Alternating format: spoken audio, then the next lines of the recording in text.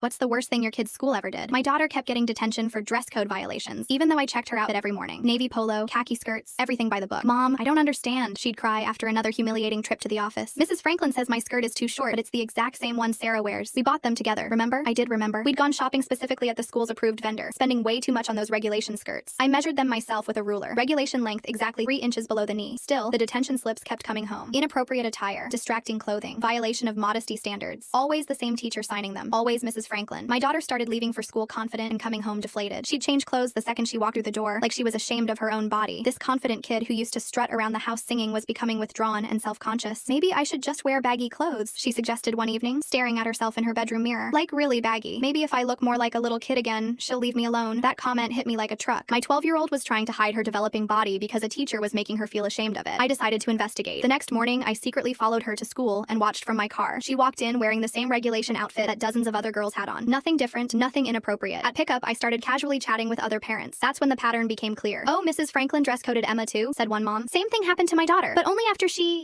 gestured vaguely at her chest, hit puberty early. Another mom overheard and joined in. Yes, my Sophia was getting detention constantly until I complained to the principal, but by then the damage was done. She begged me to buy her sports bras that would flatten her chest. My heart was breaking. This wasn't about dress codes. This was about a teacher who was uncomfortable with normal adolescent development and was punishing girls for it. The breaking point came at the school carnival. I was volunteering at the ring toss when I overheard Mrs. Franklin talking to another teacher by the dunking booth. Some of these girls just develop earlier, you know, she was saying, watching my daughter walk by with her friends. They can't help being distracting to the boys. That's why we have to be extra strict with them. Set boundaries early. I felt sick. She was literally targeting children for going through puberty. That weekend, I started documenting everything. I took photos of my daughter's outfits each morning before school. I kept every detention slip. I even secretly recorded her getting dressed to prove the clothes fit appropriately. Then I did something that felt crazy but necessary. I bought the exact same outfit in the exact same size and wore it to parent-teacher conferences. If it was inappropriate on a 12-year-old, it should be inappropriate on a 38-year-old, right? Nobody said a word about my clothing. I also started tracking which teachers gave out dress code violations. The pattern was crystal clear. Mrs. Franklin was responsible for 89% of all girls' dress code violations in the entire school, despite only teaching 20% of the female students. Armed with this evidence, I filed a formal Title IX complaint with the district. The investigation revealed that Mrs. Franklin had been systematically targeting girls who'd gone through early puberty for over 3 years. She'd been calling them to the front of the class to check their outfits, making them stand while she examined their clothing in front of their peers. She'd been measuring skirt lengths with a ruler during class, humiliating these kids in front of everyone. The school board was horrified. Mrs. Franklin was forced to resign immediately, and the entire district had to implement new anti-discrimination training for all staff. But the best part? My daughter walked into school the next Monday wearing her favorite outfit with her head held high. Thanks for fighting for me, Mom, she said. I forgot how good it felt to just be myself.